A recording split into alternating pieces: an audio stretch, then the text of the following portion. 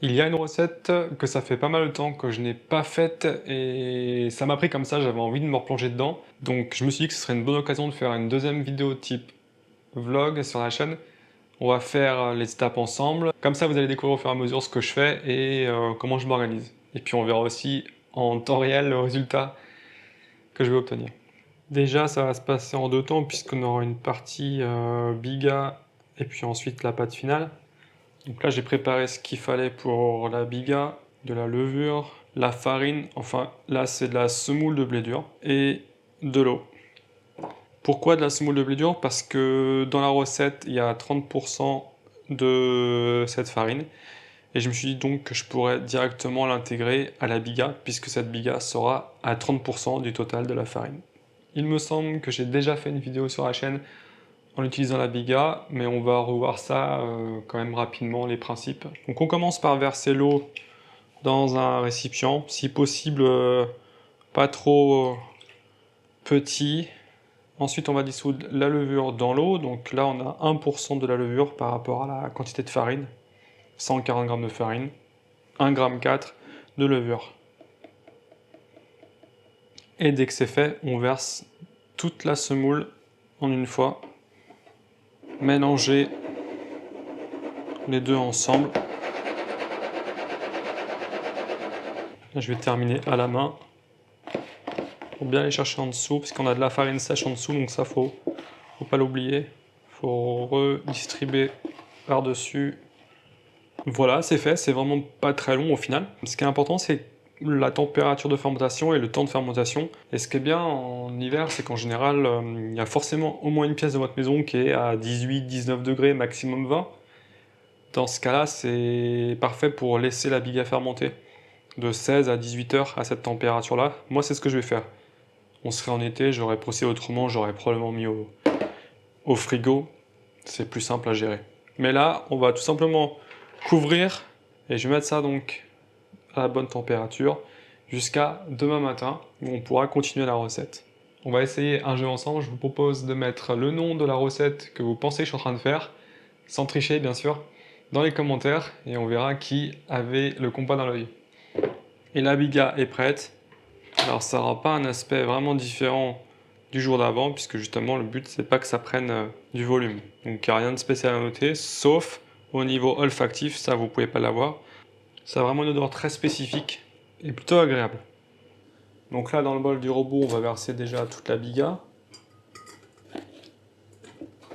On va ajouter le reste de farine nécessaire. Également le reste de levure qui n'a pas été intégré dans la biga. Je les miette grossièrement dessus, c'est pas très important. Le malt qui va servir à accélérer la fermentation et donner la coloration à basse température. C'est pas le seul rôle du malt, mais globalement on peut résumer comme ça.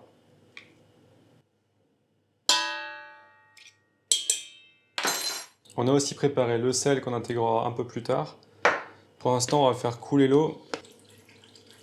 Et on va pouvoir lancer tout ça en phrasage.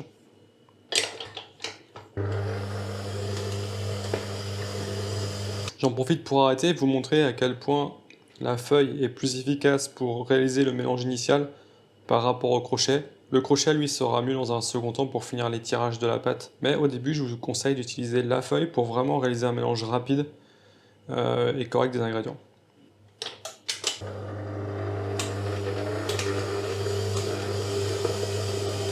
Je laisse tourner comme ça pendant 6 minutes environ, après on pourra mettre le sel et l'huile d'olive.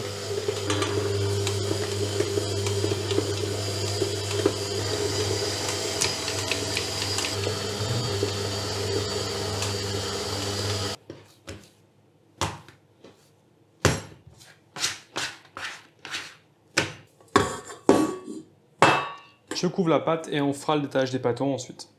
On va pouvoir faire les pâtons et les mettre dans les plats appropriés. Ce sont les mêmes plats que pour les pizzas romaines en plaques, justement.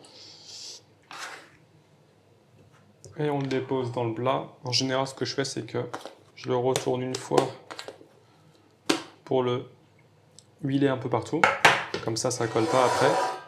Là, je me suis trompé. Par contre, c'est le plus gros, c'est là-dedans. Et maintenant, on va devoir attendre que les pâtons prennent du volume avant de pouvoir les étaler dans toute la plaque. On va compter une petite heure. Et le mieux, c'est de les mettre directement dans un four avec la lumière allumée. Donc ça fait une ambiance de 26-28 degrés en général. Ce qui est parfait pour que ça fermente tranquillement. C'est ça aussi l'intérêt des préferments, c'est de pouvoir gagner du temps le jour de la pâte finale, tout en ayant une texture et un goût plus prononcés. Donc les pâtons ont reposé assez, on va pouvoir les abaisser et les garnir. Déjà, ce qu'on fait en général, c'est que comme en dessous, en se développant, ça devient un peu poreux avec l'air, pour éviter que ça colle au moule, on retourne le pâton pour commencer. Et après, il suffit juste de l'étaler pour qu'il couvre toute la plaque. Pour étaler, c'est assez simple, il suffit de presser avec les phalanges afin d'amener la pâte à la taille du moule. Et pour la garniture, on va mettre donc une bonne quantité d'huile, des tomates entières qu'on va juste casser en quelques morceaux et répartir sur la surface. En été, bien sûr, vous pourriez prendre des tomates fraîches avec de la chair, ce serait parfait. Ensuite, ce sera une bonne pincée de sel, origan, et on termine avec des olives tadjaske. Et comme je disais, ça fait longtemps que j'ai pas fait avec un préferment, donc honnêtement, je suis pas trop sûr du résultat, surtout que je l'ai fait au robot et qu'en général, j'aime pas trop travailler avec le robot pour ce genre de pâte. Donc ce sera une surprise à voir si le résultat valait le coup ou pas. On met ça au four à 28 degrés pendant 30-40 minutes, le temps que le vrai four, lui, soit à bonne température. Si vous n'avez qu'un four, bien évidemment, vous le laissez dehors pendant que le four préchauffe. Et petit aparté pour les possesseurs de FONO, par exemple, là, j'ai réglé à 230 en haut et 220 en bas. Les deux voyants sont éteints, donc on peut se dire que la température d'ambiance est atteinte. Mais si on vérifie avec un thermomètre infrarouge, on se rend compte que la sole, en fait, elle est à 340 degrés. Donc, en l'occurrence, là, si vous mettiez votre produit à cuire, le fond serait cramé. C'est pour ça qu'il faut en général laisser préchauffer le four une bonne demi-heure pour que la température se stabilise à l'intérieur et qu'on ait la bonne ambiance et la bonne température de sol. Et maintenant que le four a préchauffé un peu plus de temps, vous voyez, la température est descendue à 280 et c'est exactement ce qu'il faut en l'occurrence pour notre produit. Donc c'est parti, on va pouvoir mettre au four. Je récupère ça.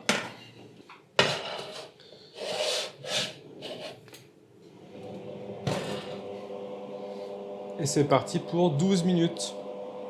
Voilà, ça fait 12 minutes. Et est-ce que c'est bon? Je dirais que oui, on va vérifier en dessous. En dessous, c'est bon. On peut mettre sur grille. Et on a notre focaccia Barres qui est cuite, prête. Là, c'est vraiment bon, il y a une belle coloration uniforme. Elle a mieux levé que ce que je pensais. On pourra vérifier après l'épaisseur et la texture. En tout cas, elle est bien croustillante. Alors, on va se couper ça.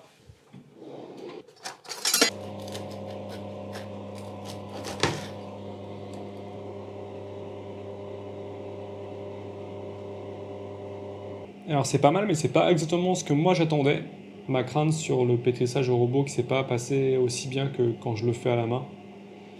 Et c'est pour ça, et notamment, que j'utilise rarement le robot, en tout cas les robots ménagers pour particuliers, parce que je suis pas très convaincu de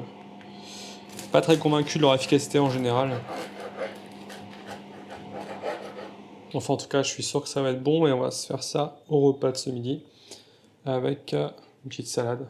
Je vais juste goûter là en direct, voir ce que ça donne.